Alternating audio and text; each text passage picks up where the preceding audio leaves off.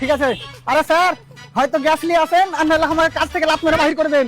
মানে গ্যাসের বানা কোনো পাওয়া যায় না বাল আমার। হ্যাঁ ঠিক আছে। বারার বাল কোন কোন জিন্দগিটা আমার কানা হয়ে গেল। হ্যালো স্যার, আমি গ্যাস এজেন্সি থেকে ইমরুল আমি কুডুস পেটে বলছি গ্যাস কেন আসে না বে? আরে স্যার একটু ধৈর্য ধরুন, গ্যাস খুব তাড়াতাড়ি আপনার বাড়ি পৌঁছে যাবে। আমি মানে 23 দিন থেকে শুনছি তোরা গ্যাস আসছে আসছে, তোরা গ্যাস ন্যাংরা নাকি বে যে খেটির মারতে মারতে আসছে? আমি ওই মানে টুটুর উড়ে শুনো না, আমি সিলিন্ডার নিয়ে আসছি, গ্যাস লাগবেই। দেখুন স্যার, এখন গ্যাস নাই। আমি অর্ধেক কিছু জানি না, আজ দরকার হয়ে তোকে সিলিন্ডার বক্সিয়ে পাঠিয়ে গ্যাস হয়ে যাবো।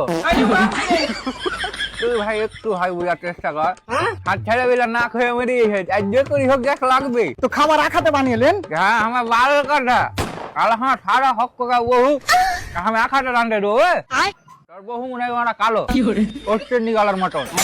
তাহলে তো কপালে কিল দিয়ে জ্বর করে দেবো ভাই। তো গ্যাস দে না রে ভাই আমাকে। উঠে দেখে দিব ভাই, গ্যাস আমি 45 দিনের আগে দিতে পারবো না। বাপরে 45 দিন যারা আমি আসছি তোকে মুলাই খেয়ে তোর গা খুঁজ